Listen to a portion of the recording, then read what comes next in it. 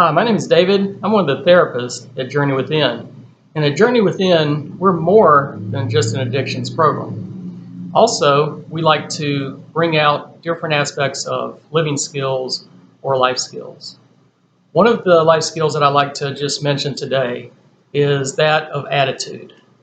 Attitude is something that we each carry around with us. And in that, we can have a more positive approach or a more positive look, or a more negative look or view. And we've often heard and maybe give an example of like in the political arena. And sometimes we'll hear about what's called spin. And each side of the political arena wanting to spin their area in favor of the voters. One thing about spin, though, is spin is often trying to only highlight something that is in the positive in order to gloss over the reality of the negative. And when I think about positive or negative attitudes that we carry, we're actually making choices not to ignore what's true, but also how do we find favor, or how do we find the positive within our event or circumstance. Many have heard the expression that 80% of life are those that circumstances and events that occur, 20% is how we respond to it. And our response comes from that attitude.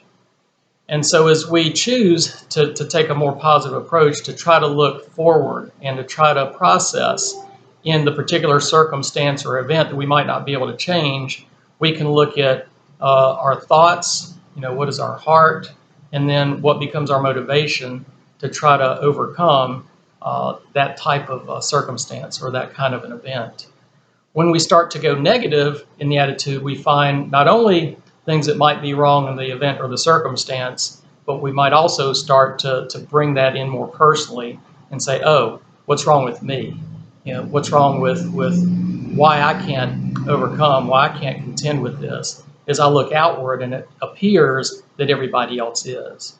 So in making a choice, which we always have, am I going to make the choice to go with a positive, to look at the outlook, to have some degree of hope, or am I going to get stuck in the negative, which is often like a voice in our thoughts or in our heads saying, you can't do this, you can't do this, you deserve bad, you don't deserve good.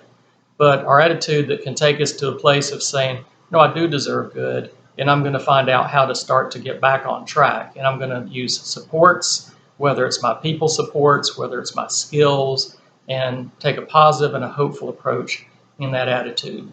So again, my name's David. Thank you for listening here from Journey Within. Hope you have a great day.